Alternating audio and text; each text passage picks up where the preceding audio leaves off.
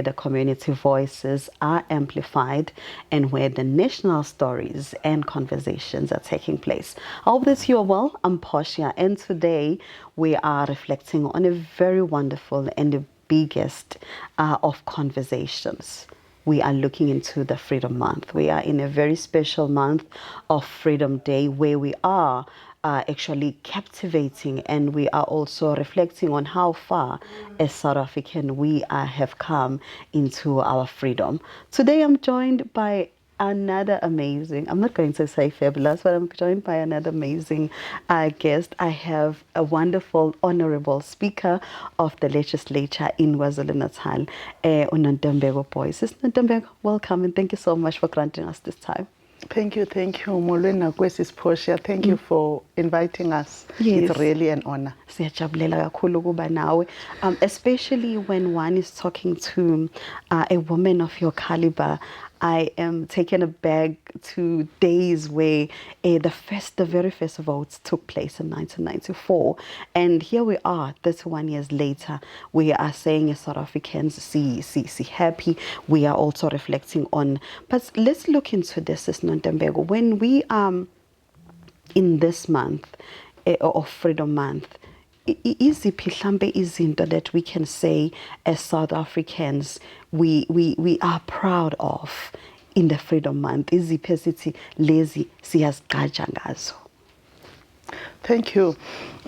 When you were speaking about remembering 1994, I imagined myself as 18-year-old back in April 1994. Wow. I voted in 1994. Oh, wonderful.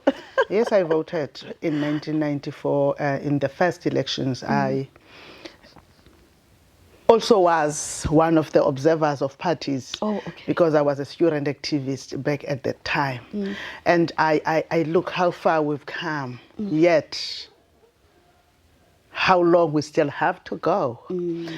I say long to go because whilst we celebrate that we have a country where each citizen has a voice that lives beyond the visit to the ballot, yes, where you put your X, which is your loudest voice.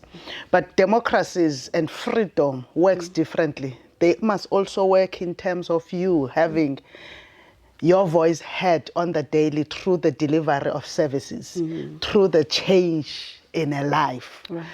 Now, in South Africa, but also in KZN, firstly, back then, we had men, of course, who led yes, and who ensured that there was stability post-democracy in KwaZulu-Natal. The killings and everything have to stop, and the political intolerance have to end. But when I look at today, we also have women. The women started long ago. I'm thinking of the likes of Ina Cronje, oh, yes, the women who shaped us.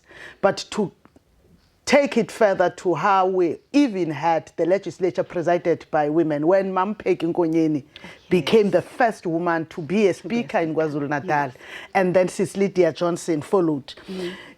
That said to me that democracy is maturing in ways that we may not substantively take home as persons, right, but through inclusion, the inclusion of women. Yes. But the advancements that I've seen in education, back in the day, the knowledge that we had, now I knew that there is maths, there is mathematics.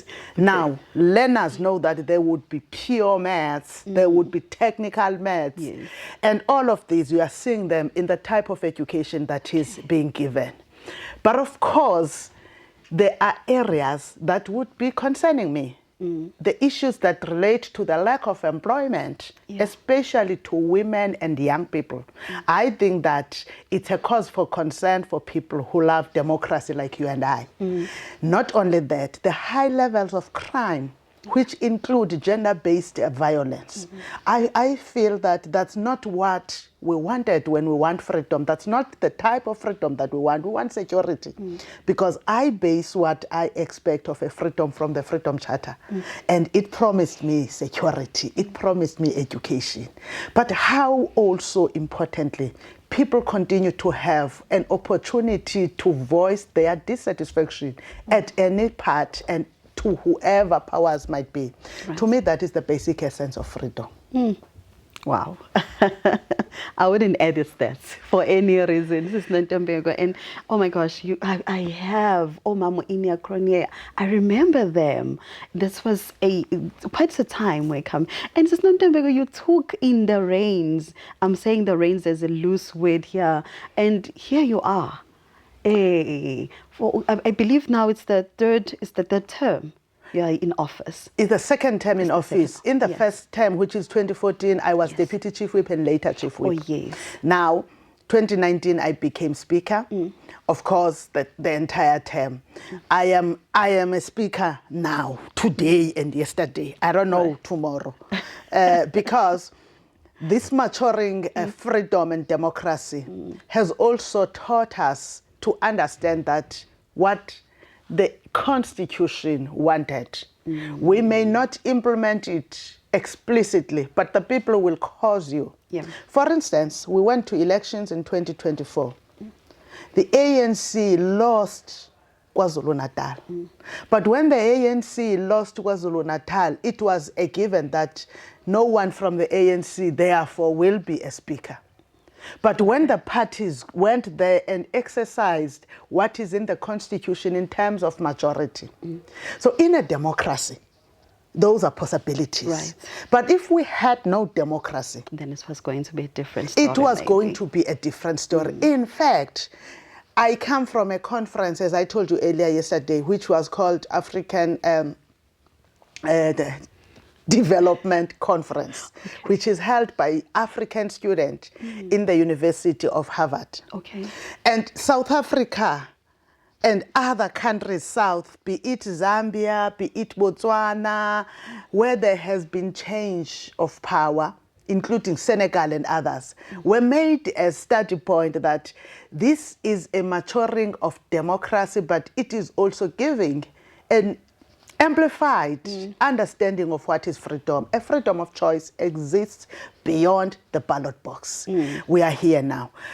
The likes of Mamu Ina, Comrade Ina, and Comrade from the national level, or Mamu Freni Chinwala, no Mamu Baleka, when they started, they were seen as the women that were elite in Abo Mamu Wini. Yeah. But they ensured that they give chances to generations of younger women to come after them.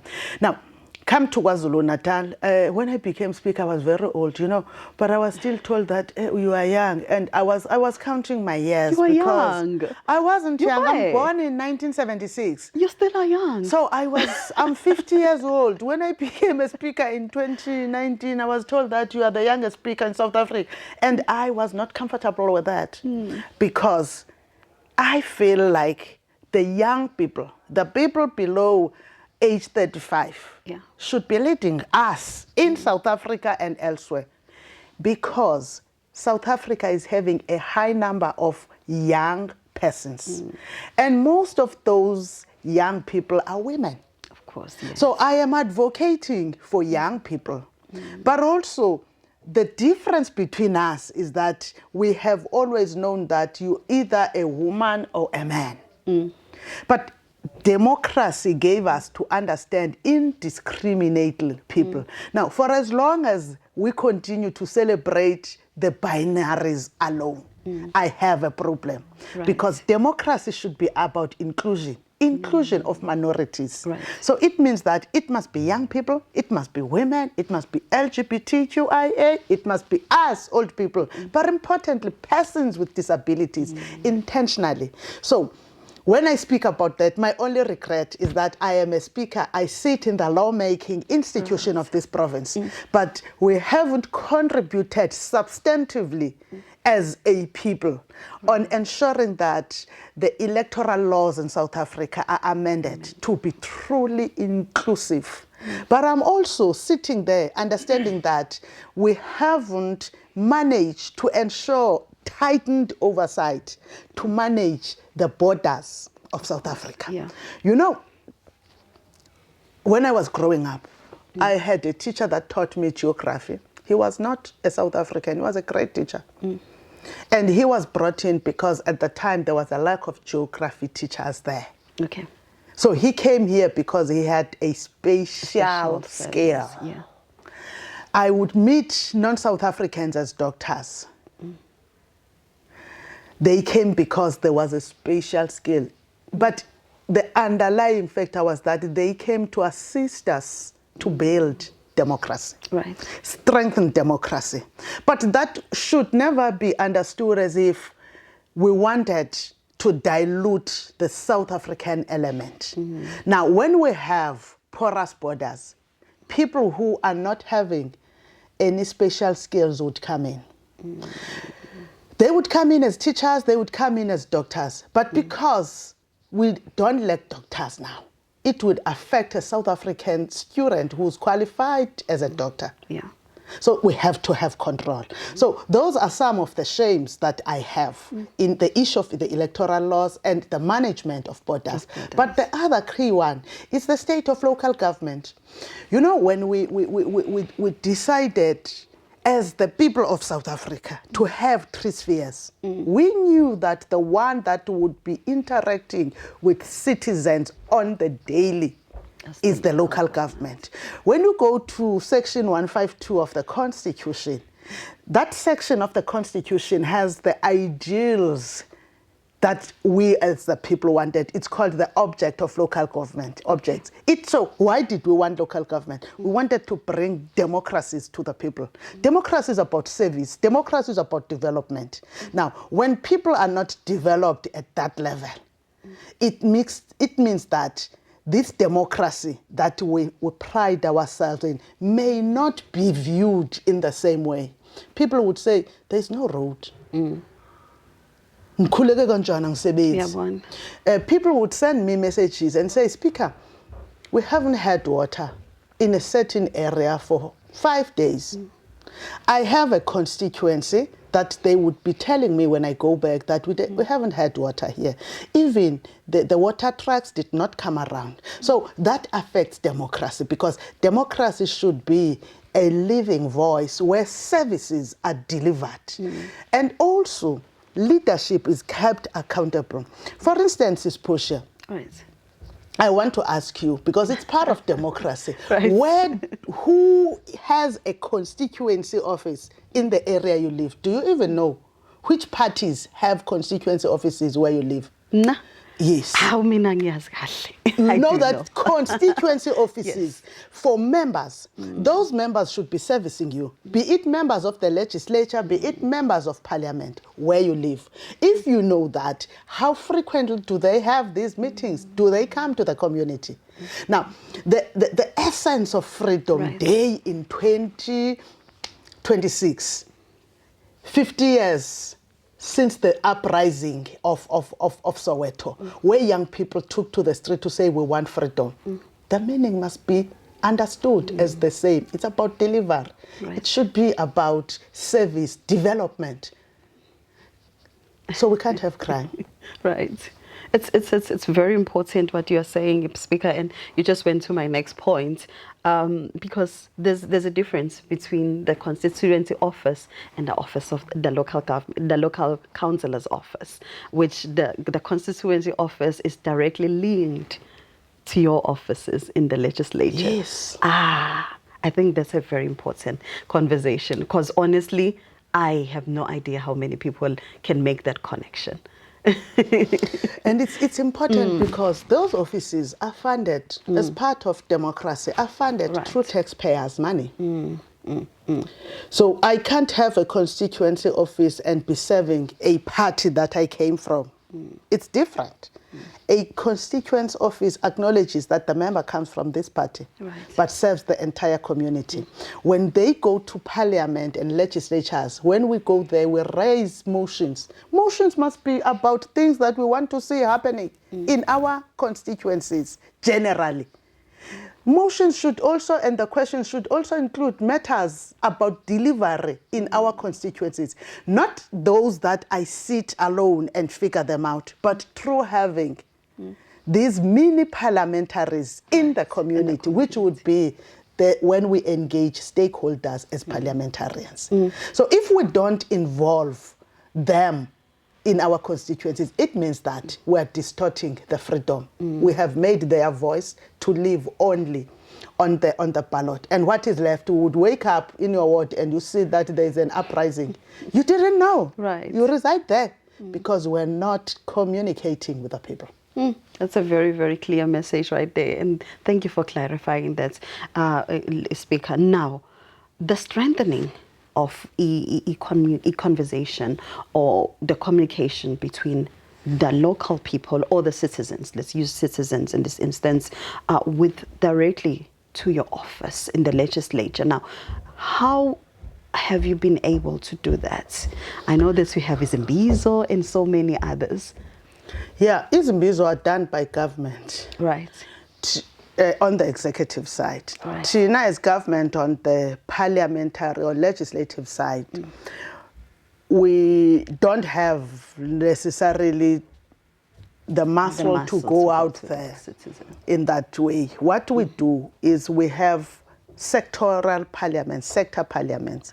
For instance, next month, we are going to have a workers' parliament. Oh, yeah. Then youth parliament, women's parliament, senior citizens, disability parliament. But we have recently, as far back as last week on Thursday, we've had it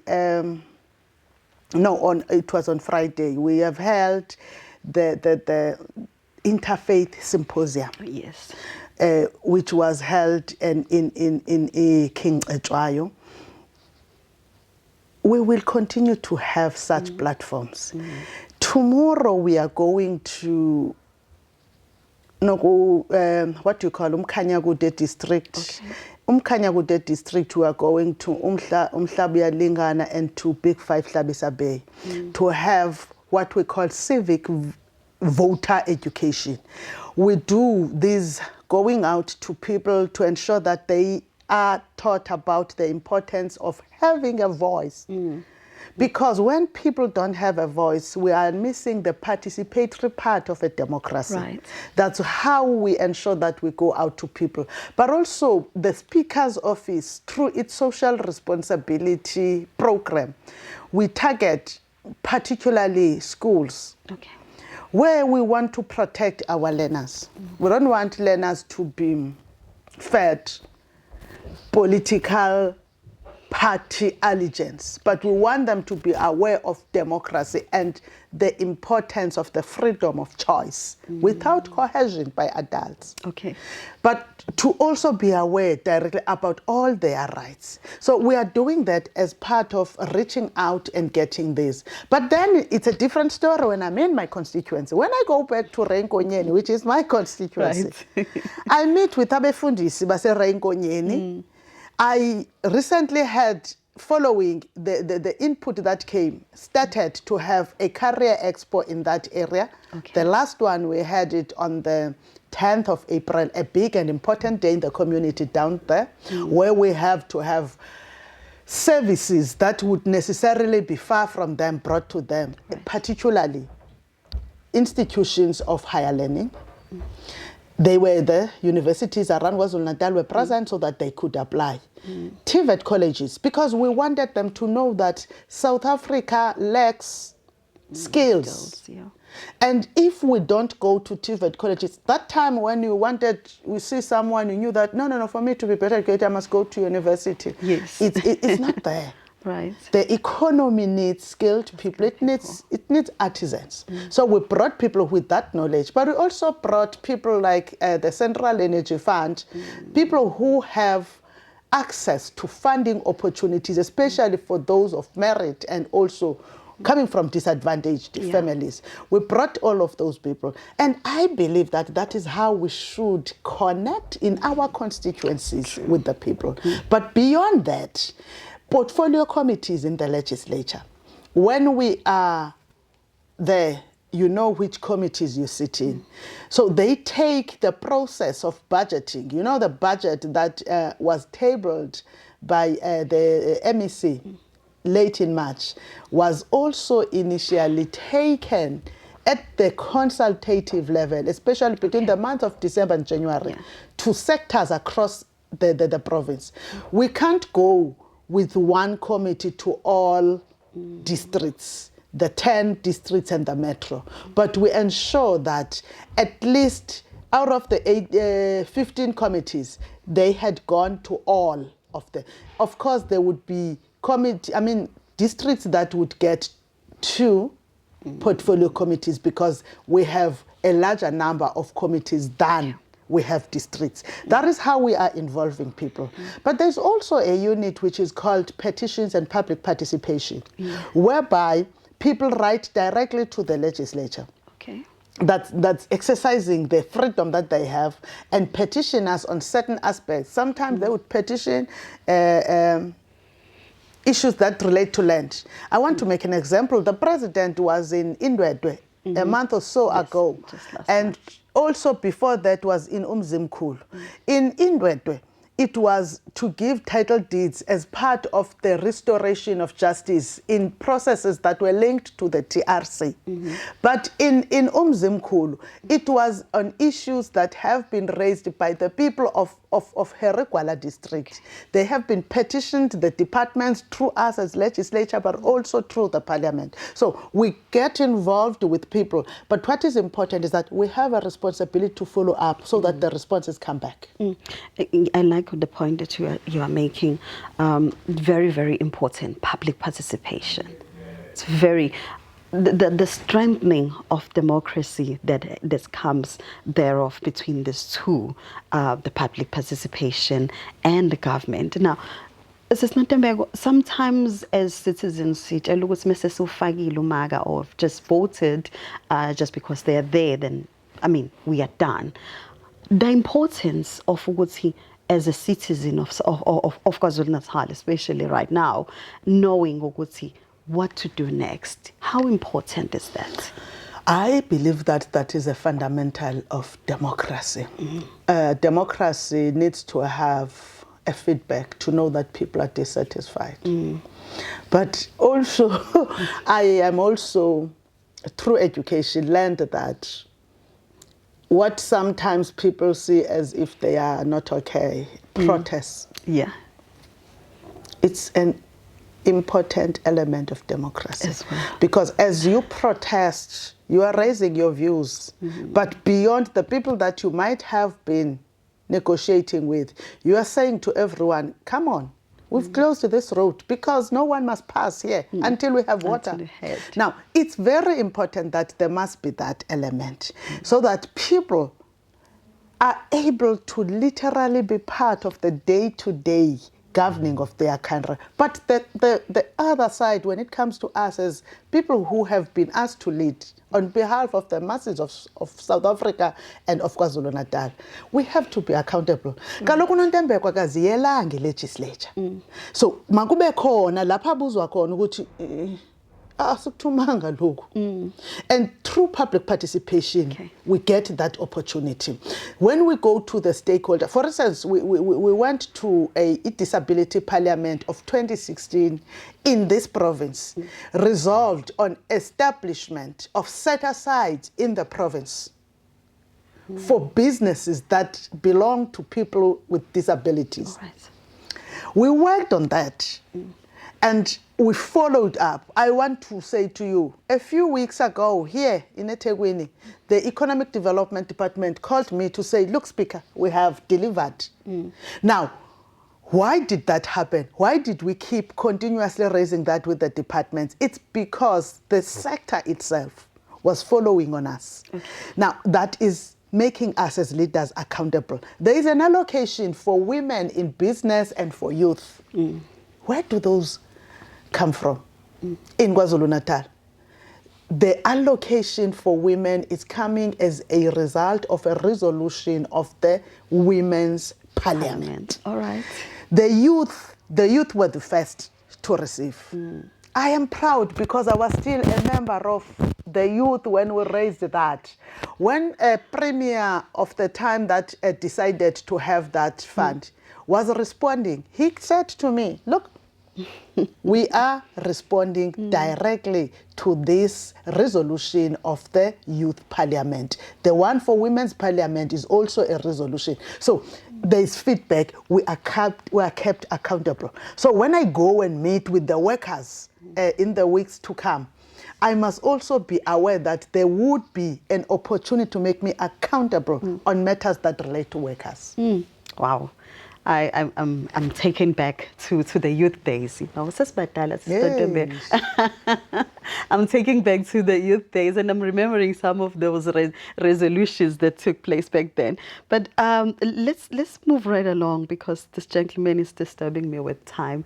You know, the accountability side parts is Nontembeko, especially with the conversation that have to do around right now in South Africa. When you talk about accountability, wonke umuntu shaya uvalo umkhwanazi, you know, the Madlanga Commission and so forth. The importance of abasebenzi bakahulumeni, sikhuluma generally everybody that have to do with government, and ensuring ukuthi they are accountable to the public that they serve.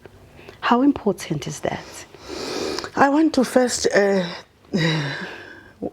throw you back.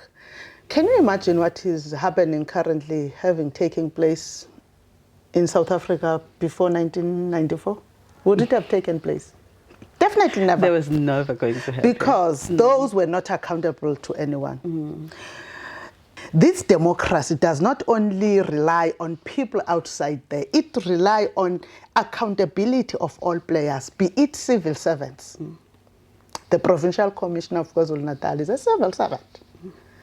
He knew that he had a responsibility to protect democracy. Look at what is unraveling now. The rot in a system that is supposed to be protecting us. And I believe that we must be thankful to have the type of and the caliber of civil servants. There are many.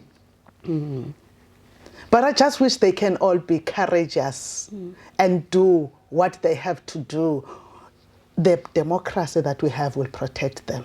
But beyond that, they must serve us. You know, we don't go to a police station to report crime and be met by a PC. A PC can do his work up there, but if it's not done down there, because you meet an ordinary policeman who has to assist you and your case be assigned to an investigator. I don't go to Home Affairs when I'm going to do my ID and meet the minister or the DG. I meet an ordinary South African who works for Home Affairs. When our parents go to the Department of Social Development through SASSA, they also don't meet the minister or anyone. They meet an ordinary professional. I go to public hospitals, you know, and I am always very proud to say that even the eyes that can see now, I got them from Port Shepstone Provincial Hospital. Wow. I sat in the queue and I was served by diligent people who did not know me in position. They might have known much later. But when I have been subjecting myself to Port Shepstone Provincial Hospital, they never knew me. But they served all of us equally.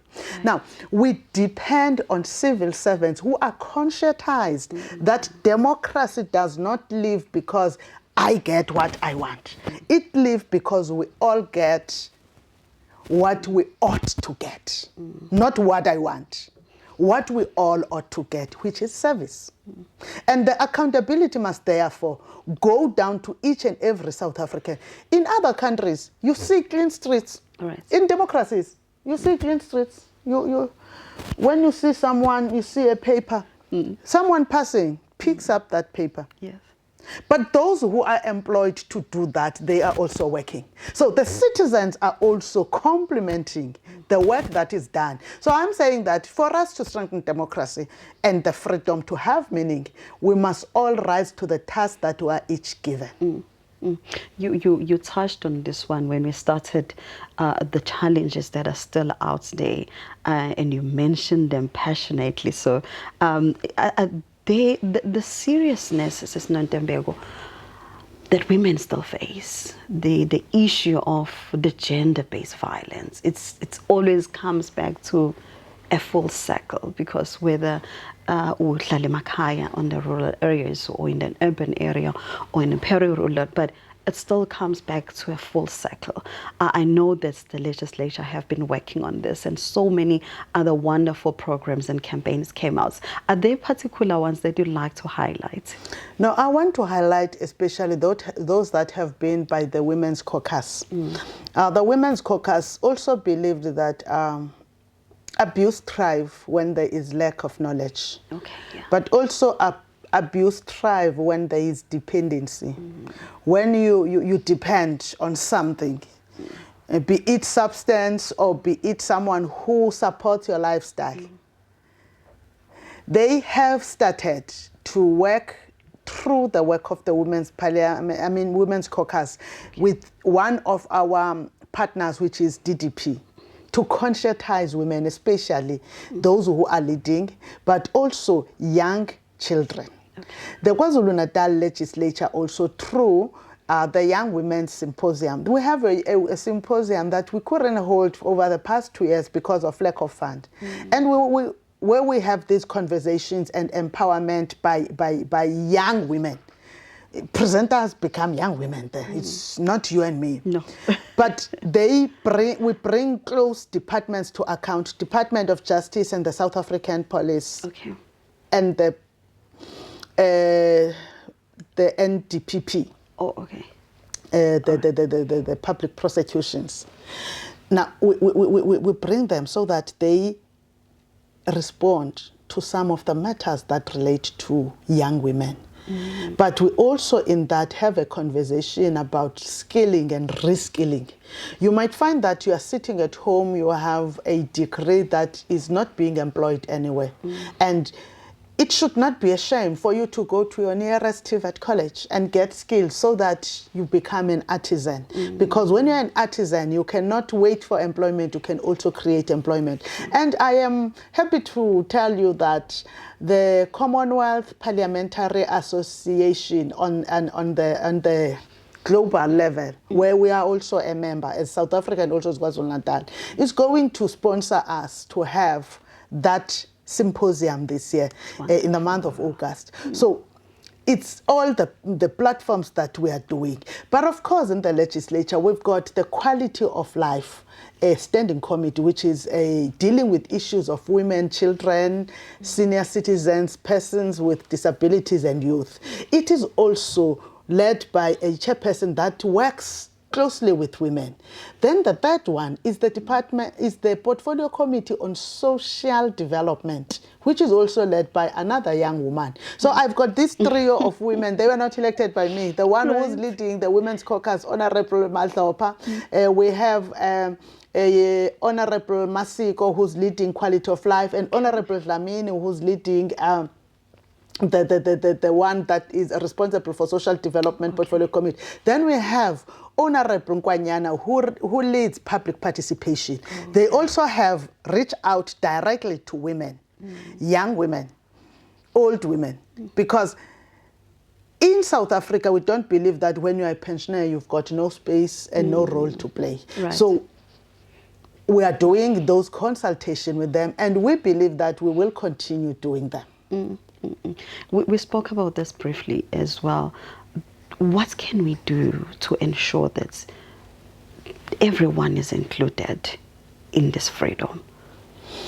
You know, those who are given responsibility to lead, they must lead us non-discriminately. The best way to lead is to serve. Service delivery. Any lack of delivery in any area inhibits the freedom of the people there. Okay. The serving of those who would be employed in agencies that manage our borders, manage our crime in the crime prevention in the country and in the province, they must do their work. Because if I am not safe, I can't go out in the street at night. I am not scared of that I will see a ghost. I'm scared that I will be raped. I will be mugged. That's not freedom. That is fulfilling. If my children can't be home, I'm worried I can't leave. I can't leave my girl child home because my partner may rape her. That's not freedom. Yeah. So all of us, we must understand that we have to do what we have accepted to do. Service the people. Democracy is about service. Democracy is about development, equal opportunities. Democracy, but also need skilled citizens. Citizens that are not divided on matters that require those who are in positions to be accountable. Let's hold on to account. That's fundamental. That's very... So, Nontembeko, as we wrap up, what does Freedom Day to you personally mean? What does it mean to you? As I told you earlier, that I think back to 1994. It's a pity that with the position now I have to be in the government event always. I would have loved to be with the people. There is a community very dear to my heart. The community, when I arrived in the province 30 years ago, that ensured that I feel home. They are found in a ward in Renkonyeni called Ward 33. A community that allowed itself to enjoy democracy regardless of the challenges it faced during democracy. A community that had allowed itself to benefit through development, but a community that have held education very high, the community of Shobashobane. Yeah. I used to teach at Magaye. Okay. I arrived in the province to teach. So whenever I think about Freedom Day, I think about the community there. I remember that when I started teaching in that school in 1997, we had 16 kids. They grew up, we celebrated the enrollment. It was 18. Eventually, we have 30 learners in the entire school from grade 1 to grade 7. So you can imagine how the teachers struggled there. But I want to tell you today they have a fully fledged school. But out of that community, including the generation of 1997 when the school reopened, we've got 2 daughters. Right. From that community. We've got engineers. We have professionals that have been developed through them accepting that in democracy, it's about you taking opportunities that are available, but also respecting others. So whenever it's Freedom Day, I think about inclusion. I think that there is no voice that shouldn't be heard. But importantly, let's take that which democracy offers. If I need to reskill myself, for instance, when the term ends, this term ends, 5 years, the party that brought me has no obligation to bring me and become a member. But in the meantime, I must skill myself so that I can go back. Yes, I can go back to be a teacher, but I will be 53. I don't want to impede on the space of these young people who would be wanting to be teachers. At least I must have skilled myself to do something else. That will not necessarily require me taking a space that should have been gotten by a younger person. Let's give the youth a chance. Wow. I know, this is well said. Let's play a small game. Very, very, very minimal, but I love this game. So it's one word that you're going to answer me with that really comes from your heart, Speaker. Now, one word that describes South Africa today. Home.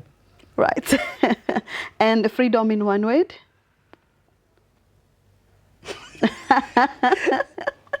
Inclusion. Oh, wow, wonderful. And the leader who inspires you? Dr. Freni Chinwala, the late the great Dr. Freni Chinwala, right, the first Speaker of South Africa. This was not one word, though. No, name what? Her name is Freni Chinwala. So you want one word Freni? One word is Freni. Dr. Freni, I love that a lot. And one thing you wish young people understood about democracy? Is that one word, ne? You want one word? Oh, okay. What I want young people to understand about democracy is that you give and take. Give and take. Oh, wonderful also. And one change you would like to see in the next 5 years? Proper service delivery. to all communities equally. Awesome. Amen. This is so wonderful. Can I keep you for another 2 hours? No, I have to go to the north. We can come back. I'm so selfish right now. I just No, we want to can have come you. back. I just want to have you. Well, that was wonderful. I thank you so much, Sissy, for your insights and also for giving us the reflections on freedom. It's a very, very close and dear topic to me. I believe in many other South Africans as well. Thank you. I don't know. You also saved Pew and Zama's jobs. I've been asking, aren't there women podcasters? Every day I'm called to podcasts with men. with men. Not that I don't want to go to podcasters with men, but I wanted a podcast, a sit down, with a woman. With a woman. Let's have another one in August, Thank where you. we talk anything women. We've got a date. Everything women. And we don't want all of these gentlemen here. Even if they are here, because remember that the success of women, the revolution of women need allies, that are men. You must go and speak to others to stop raping our children. True, very true. Well, Speaker, I have just saved your jobs, all of you. Ma'am, thank you so much for your time. Thank you so very much. And to you, African Echo people, well, keep on echoing and amplifying the voices of Africans, as you have heard from the legend herself. I so muchly admire her. And thank you so much once again, Sis Nontembeko. No, thank you for giving us the platform. And I wish that your podcast grow. I love it that you deal with substance and what makes us a people. I know it cannot be easy. It's not easy. I know to set up is very expensive. And I know that there are inhibitions to access to capital for women. And also you are a black woman. It becomes worse. But you've done it. Continue inspiring others. That's so wonderful. Thank you so much. Well, that was it for today. Let's meet again next week on the other topic. So many others. Goodbye.